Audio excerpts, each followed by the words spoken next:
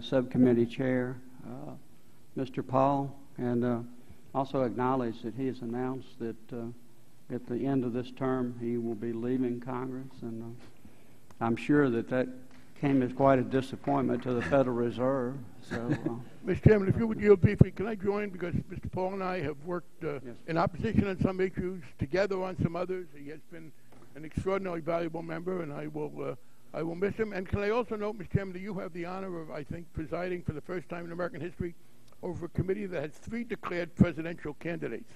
So I hope we won't soon have to have Secret Service replacing our Capitol policemen at the door. But I will miss Mr. Paul. And one of them is here today. 3. So, Mr. I thank Paul? the chairman for yielding, and somebody had told me that that announcement would put a smile on Chairman Bernanke's face.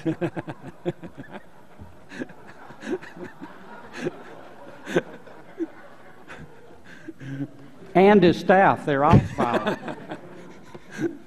But I thank the chairman for yielding, and welcome Chairman Bernanke. You know, the country today has become very much aware of how serious our problems are. I think everybody understands that it's very, very serious. It's critical, and from my viewpoint, I think the country is literally bankrupt, and we're not quite willing to admit that. But these are overwhelming problems that we do face. And unfortunately, from my viewpoint, I think we have more going on here on who to blame for the problems and who's going to benefit by blaming. I see it a little bit differently because I see it as a failed policy, a policy of central economic planning. And that hasn't been going on just with this Congress or this president, but it's been going on for quite a few decades. And I think that's what we have to address. Literally, the Congress appropriates the money and is a big blame. But also the special interests have tremendous influence, and they're to blame. But also we have citizens groups who always want handouts and special benefits. They have some blame to assume as well. But also it's these wars that continue to go on, the undeclared war, the constant wars. Nobody can even tell us exactly how many wars we're in today and when the next one's going to start or when the last one's going to end. And then all of this spending and pressure, then we also have the Fed to deal with too.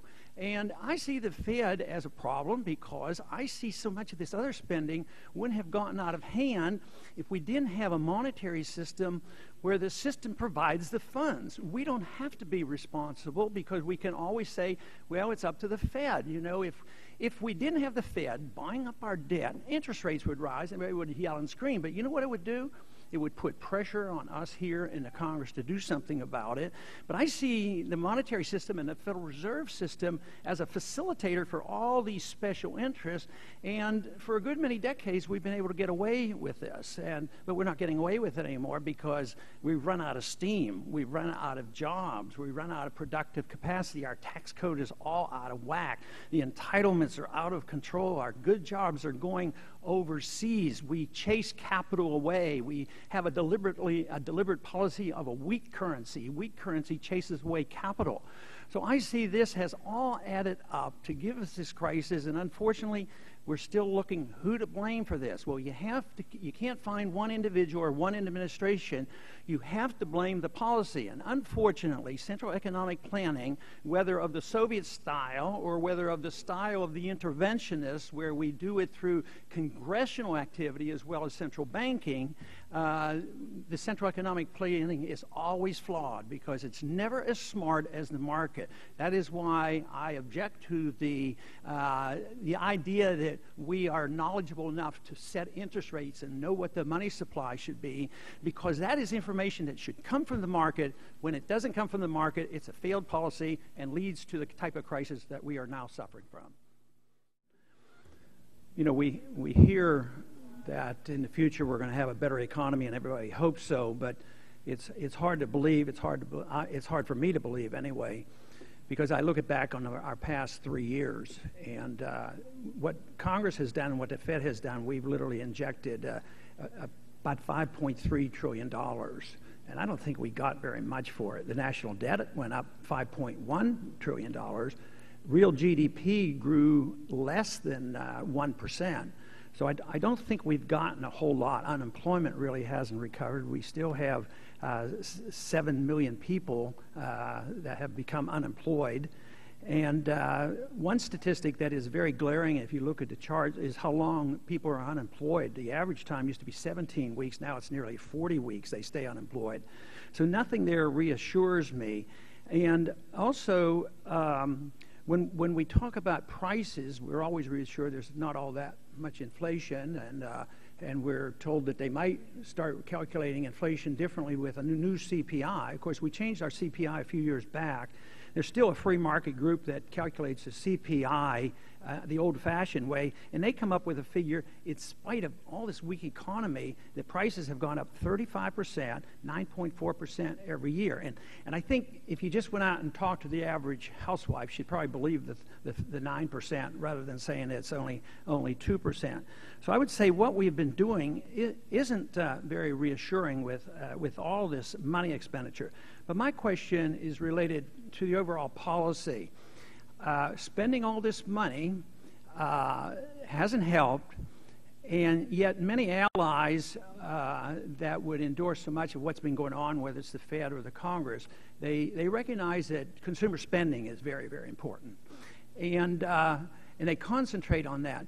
But the $5.1 trillion didn't go to the consumers. It went to buying bad assets. It went to bailing out banks. It went to bailing out big companies. And lo and behold, the consumer didn't end up getting this. They lost their job, and they lost their houses and mortgages, and they're still in trouble. But my question is, if you took that $5.1 trillion and said that consumer spending is good, you could have given every single person in this country $17,000.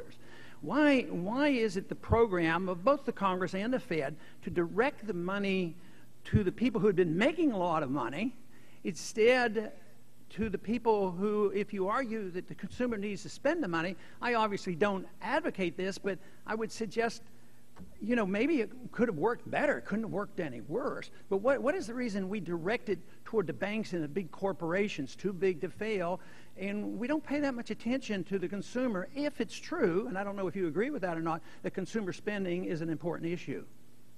Well, it is an important issue, Congressman, but you're mistaken in saying that the Federal Reserve has spent any money. You say $5 trillion. We have lent money. We have purchased securities. That's not buying, that's not dissipating, you know, the money. We've gotten all the money back. As an article over the weekend by Alan Sloan showed, in fact, the Fed has been a major profit center for the U.S. government. We've turned over profits in the last 2 years of $125 billion. So we are not costing any money in terms of budget deficits or anything like that. In terms of what we were trying to do, of course, the reason the Federal Reserve was founded a century ago was to try to address the problems arising from financial panics, which did, by the way, occur in an unregulated environment in the 19th century. We provided liquidity and short-term loans to help financial systems stabilize. We did that not because we particularly care about the managers or the shareholders of financial firms. I hate to interrupt, but my time is about up. But I would like to suggest that you say it's not spending money. Well, it's money out of thin air. You put it into the market and you hold assets, and the assets aren't, you know, they are diminishing in value when you buy up bad assets. But very quickly, if you could answer another question, because I'm curious about this. You know, the price of gold today is $1,580. The dollar during these last 3 years was devalued almost 50%. When you wake up in the morning, do you care about the price of gold? Well, I pay attention to the price of gold, but I think it reflects a lot of things. It reflects global uncertainties. I think the reason people hold gold is as a protection against what we call tail risk, really, really bad outcomes. And to the extent that the last few years have made people more worried about the potential of a major crisis, then they have gold as a protection. Do you think gold is money? No. It's not money. Even if it had been money for 6,000 years, somebody reversed that and eliminated that economic law. Well, it's an asset. I mean, it's the same. Would you say Treasury bills are money? I don't think they're money either, but they're a financial asset. Why do central banks hold it? Well, it's a form of reserves. Why don't they hold diamonds? Well, it's tradition, long-term tradition. You know, some people still think it's money. I yield back. My time is up. Thank you. Thank you.